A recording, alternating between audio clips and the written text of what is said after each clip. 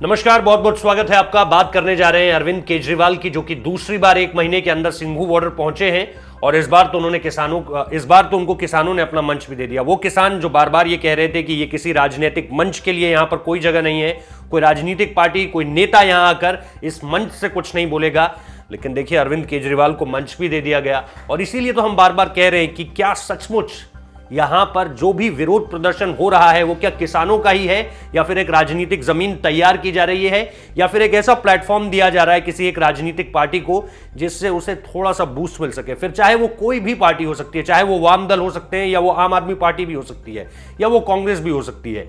किसी भी पार्टी को क्या सरकार के खिलाफ एक मौका दिया जा रहा है कि ये हमने एक जमीन तैयार कर दी है, अब आप यहां से सरकार विरोधी बातें कह सकते हैं और आपको पूरा देश सुनेगा। और इसीलिए जो किसान बार बार ये कह रहे थे कि आपको मंच नहीं दिया जाएगा, पार्टी कोई भी हो, अब वहां पर 8 दिसंबर को आपको याद होगा अरविंद केजरीवाल वहां गए थे। सचमुच में किसानों ने कोई मंच नहीं दिया था, हमने रिपोर्ट किया था। लेकिन 8 दिसंबर के बाद जब पिछले दिन अरविंद केजरीवाल वहां गए तो उनको मंच भी दिया गया, बाकायदा उनको बोलने का भी मौका दिया गया। और उसके बाद जो है, और ये सारी चीजें कैसे होती हैं आप देखिए, इसी कृषि बिल को अरविंद केजरीवाल ने पास कर दिया था, नोटिफिकेशन दे दिया था यस का, और यह भी कहा बाकायदा कि हम कृषि बिल जो है वो लागू कर रहे हैं। लागू हो भी गया दिल्ली में, लेकिन जैसे ही देखा कि चीजें जो है इसके अगेंस्ट हो रही हैं, प्रोटेस्ट चल रहा है, उसके बाद जो है वो विरोध भी दर्ज करा दिया और बातचीत जो सामने निकल कर आई, एक विशेष सत्र बुलाया गया बाकायदा, जहां पर जिसको सिर्फ इसलिए बुलाया गया था क्योंकि कृषि कानून था उसकी जो कॉपी थी उसे फाड़नी थी।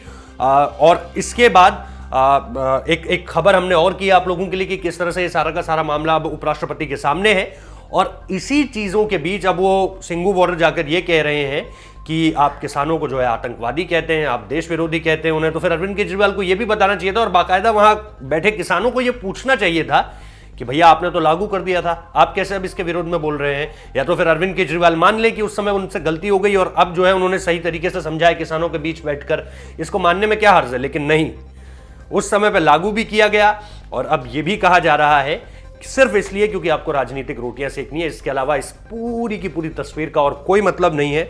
लेकिन अरविंद केजरीवाल तो ये करेंगे, ये हमें भी पता था, आपको भी पता था। लेकिन क्या आपको किसानों की बातों पर विश्वास था कि हमारा मंच जो है वो राजनीतिक पार्टियों के लिए नहीं है, किसी नेता के लिए नहीं है?